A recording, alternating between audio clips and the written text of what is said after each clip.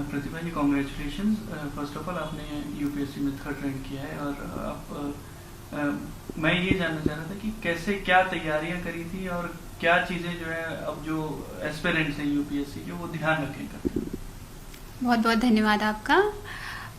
मैंने तैयारी 2016 में शुरू की थी, और उस टाइम पे सबसे पहले मेरा यही उद्देश्य था कि सबसे पहले अपने बेसिक्स स्ट्रॉन्ग करने हैं। तो बेसिक नॉलेज के लिए 5-6 सब्जेक्ट्स हैं जिस पे आपको बहुत सारा कमांड होना चाहिए, जैसे polity, history, geography, science, technology और एनवायरनमेंट। ये सब्जेक्ट्स पे आपको पूरी तरह कमांड होना चाहिए। तो इसके लिए एक आपको बेसिक सोर्स तैयार करना होगा जिसको आपको बार बार रिवाइज करना पड़ेगा। और दूसरी सबसे इम्पॉर्टेंट चीज़ है करंट अफेयर्स। उसके लिए आपको डेली न्यूज़पेपर पढ़ना पड़ेगा और आपको खुद के अपने नोट्स प्रिपेयर करने पड़ेंगे। जितने भी सोर्सेज से आप पढ़ रहे हैं वहाँ से इम्पॉर्टेंट पॉइंट्स आप नोट्स में लिखिए।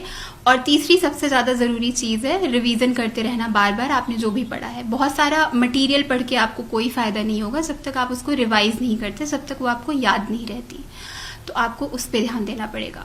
फिर चौथी चीज़ है प्रैक्टिस। आपको क्वेश्चंस की प्रैक्टिस बार बार करनी पड़ेगी। चाहे प्रीलिम्स का एग्जाम हो, आपको उसके लिए मल्टीपल चॉइस क्वेश्चंस प्रैक्टिस करने पड़ेंगे। कम से कम 30 से 40 टेस्ट आपको लगाने पड़ेंगे बिफोर प्रीलिम्स के एग्जाम में। और फिर मेंस के टेस्ट के लिए आपको बहुत सारी आंसर राइटिंग करनी पड़ेगी, एसेज लिखने पड़ेंगे।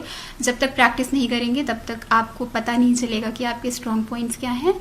फिर फाइनली इंटरव्यू या जिसे पर्सनालिटी टेस्ट कहते हैं, उसके लिए भी प्रैक्टिस बहुत ज़्यादा ज़रूरी है। आपको क्वेश्चंस की प्रैक्टिस मिरर के सामने करनी पड़ेगी, आपको मॉक देने पड़ेंगे पैनल्स के सामने, आपको फ्रेंड्स के साथ क्वेश्चन आंसर बोलने की प्रैक्टिस करनी पड़ेगी।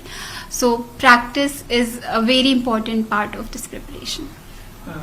एक और आपने चूज किया और किस वजह से किया? मैं यूपी से बिलोंग करती हूँ, सुल्तानपुर डिस्ट्रिक्ट से। तो इसकी वजह से सबसे पहला कार्डर प्रेफरेंस में मैंने होम कार्डर ही डाला है। तो मेरी फर्स्ट प्रेफरेंस यूपी है, उसके बाद मैंने एमपी प्रेफर किया है, फिर राजस्थान।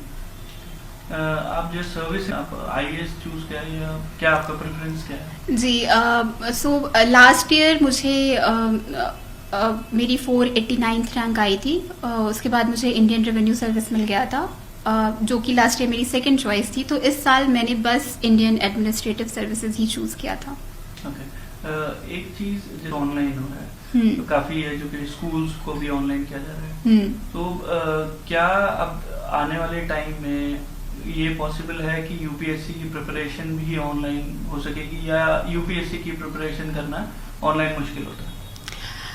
ऑनलाइन बहुत सारा मटेरियल मिलता है स्टूडेंट्स को, न्यूज़ के टर्म्स में हो या फिर आपका स्टैटिक सिलेबस। तो बहुत सारा मटेरियल, वीडियोस यूट्यूब पे बहुत सारे मिलते हैं जिसके थ्रू कैंडिडेट्स प्रिपेयर करते हैं। तो ऑनलाइन एजुकेशन आज बहुत बड़ा मीडियम बन गया है प्रिपरेशन का, नॉट जस्ट सिर्फ अर्बन एरियाज में रहने वाले कैंडिडेट्स के लिए नहीं, बल्कि इसकी वजह से रूरल एरियाज के कैंडिडेट्स के लिए अपॉर्चुनिटी बहुत बढ़ गई है। एंड जैसे जैसे कोविड आया है, आप जानते होंगे कोचिंग्स ऑलमोस्ट बंद हो गई हैं, स्टूडेंट्स आ नहीं रहे हैं दिल्ली, तो उसकी वजह से कोचिंग्स अपना क्लासेस ऑनलाइन शिफ्ट कर रही हैं। तो ये बहुत ही एक तरीके से पॉजिटिव चेंज भी है कि बच्चे अपने घर के माहौल में रह के तैयारी कर पाएंगे, जहाँ पे उनके पास पूरा सपोर्ट है, उनकी हेल्थ अच्छी रहेगी, उनको प्रॉपर न्यूट्रिशन मिलेगा और पूरा इकोसिस्टम घर का थोड़ी शांति के साथ वो पढ़ाई कर सकते हैं। ये भी अच्छी तरीके से बात है। और फाइनेंशियली वीकर बैकग्राउंड से जो कैंडिडेट्स हैं, जो अफोर्ड नहीं कर सकते दिल्ली में रहना, उनके लिए भी बहुत बड़ी अपॉर्चुनिटी इससे मिलेगी। तो अभी भी इस कोविड के पहले भी आधे से ज़्यादा प्रिपरेशन ऑनलाइन शिफ्ट हो गई थी, और कोविड के बाद आई थिंक बहुत हद तक ये 70 to 80% प्रिपरेशन ऑनलाइन मोड में होगी, जो कि बहुत ही पॉजिटिव बात है। अब आप इन फ्यूचर सारी सीनियर पोस्ट भी होल्ड करेंगी गवर्नमेंट में, सो कौन सी 2 चीजें हैं जो आप सिस्टम में चाहेंगी कि चेंज करें?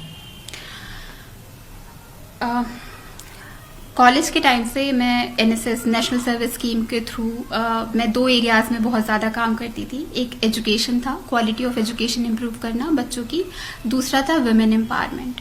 तो ये एरियाज हमेशा से मेरे लिए इंटरेस्टिंग रहे हैं कि मुझे लगता है कि इनके थ्रू सोसाइटी में पॉजिटिव चेंज लाया जा सकता है।